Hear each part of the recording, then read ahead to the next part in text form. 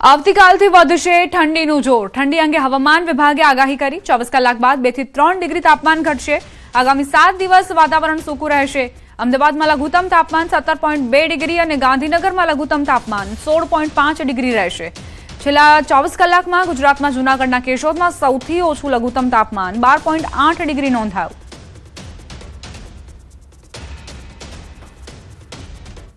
आने वाले 7 दिनों के लिए ड्राई वेदर प्रिवेल करेगा और मिनिमम टेम्परेचर की बात करेंगे तो 24 आवर्स में मिनिमम टेम्परेचर 9 लाख चेंज में रहेगा. उसके बाद 2 से 3 डिग्री का गिरावट का पूर्वानुमान है अगले 3 दिन के लिए. और मिनिमम टेम्परेचर रियलाइज की बात करेंगे तो अहमदाबाद में मिनिमम टेम्परेचर 17.2 और गांधीनगर में 16.5 मिनिमम टेम्परेचर रियलाइज हुआ है. और पूरे ओवरऑल गुजरात की बात करेंगे जहां पे सबसे कम मिनिमम टेम्परेचर रियलाइज हुआ है वो है केशोद 12.8 डिग्री सेल्सियस. और हम बात करेंगे अहमदाबाद और गांधीनगर के लिए मिनिमम टेम्परेचर फोरकास्ट की तो मिनिमम टेम्परेचर का जो फोरकास्ट अहमदाबाद और गांधीनगर में रहेगा वो 17 डिग्री सेल्सियस के आसपास रहने का पूर्वानुमान है. जम्मू काश्मीરના ગુરેઝ અને તુલાયલ ખીણો સહિત ઉપરના ભાગોમાં બરફવર્ષા શરૂ થઈ.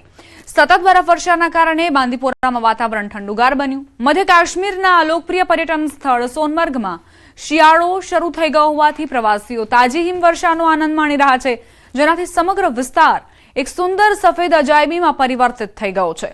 આ તરફ સાંકુ સબ ડિવિઝનમાં તાજી હિમવર્ષા થઈ.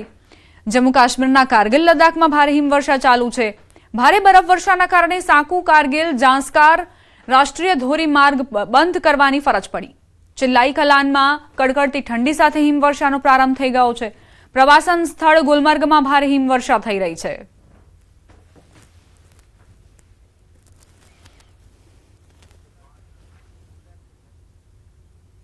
ધરતીના સ્વર્ગ એવા કાશ્મીરમાં બરફવર્ષા શરૂ થઈ છે. કાશ્મીરમાં 40 દિવસથી પડી રહેલી તીવ્ર ઠંડી બાદ હવે હિમવર્ષાનો દોર જોવા મળ્યો છે.